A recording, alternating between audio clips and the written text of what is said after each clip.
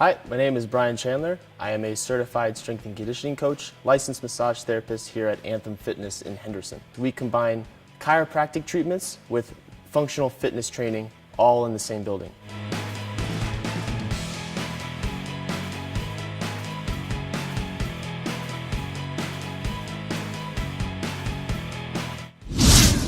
Most endurance sports are very repetitious based.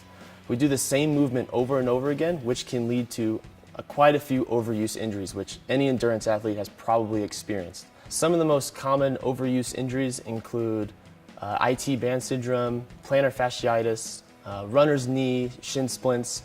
A lot of those can really be prevented if you're using your body properly when you're exercising.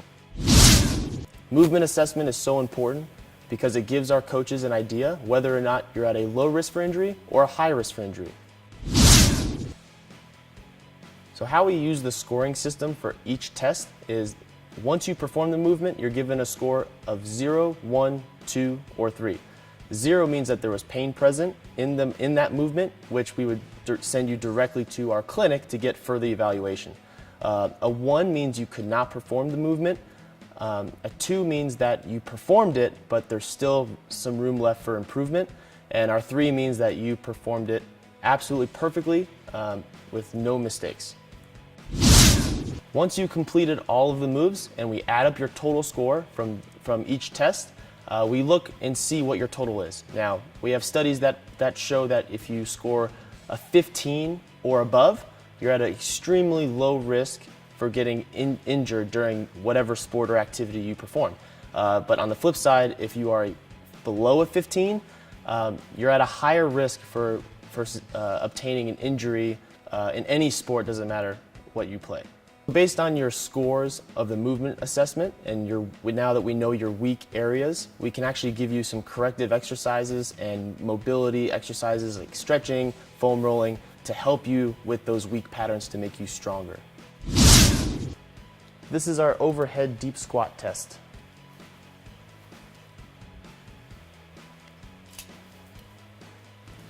Now for the overhead deep squat test, all I'm looking for is it's a combination of his ankle, hip, and upper body flexibility.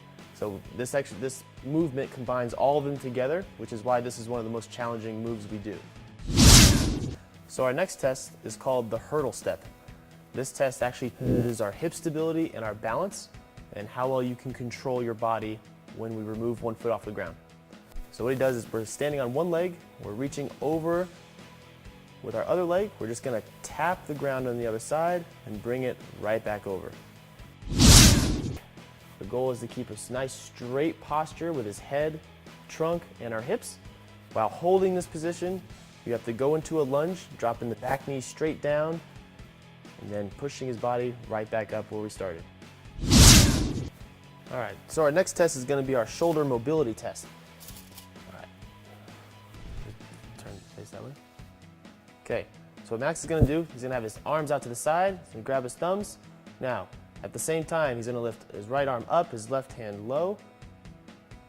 And what we're checking for is basic shoulder mobility. I'm seeing how much range of motion his upper body has, especially his shoulders, and seeing if one side is different than the other.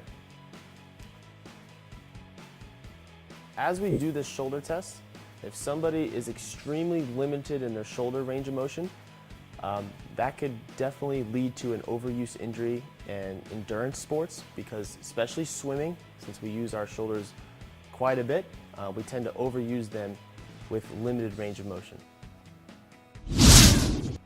So Max here is going to keep his right leg straight, and all we look for is how high you can lift your leg while keeping that leg nice and straight. Go ahead, Max. Good. Now, ideally, we want about 75 degrees, not pure 90, but as close to it as possible to have proper function for your lower body. All right, our next test is the trunk stability push-up test. So Max is going to get in our starting position. It's very similar to a push-up. This test actually requires a lot of core strength and upper body strength as well. So you need to have both to do this test properly. Now he's going to keep his back and hips perfectly stable and still, and he's going to lift himself up into the top of a push-up. Now what I look for is a lot of shakiness, instability, or if the fact he just can't get his body off the ground in general. Our last test is our rotary stability test. This test requires you to have good posture and great hip stability and balance all at the same time. So we're lifting our right arm and our left leg off the ground at the same time. We're meeting them in the middle with good control and back down. So in terms of injury prevention, we do know that the leading cause of getting injured is having a previous injury, and we now know that the second leading cause is having an asymmetry in your body, which our test can show. The whole test takes about 15 minutes to complete, start to finish, and after you're done with the test, we input all of your information and results into our software called Move to Perform. The Move to Perform software prints out a graph and corrective exercises on how to fix your weakest parts in the exam.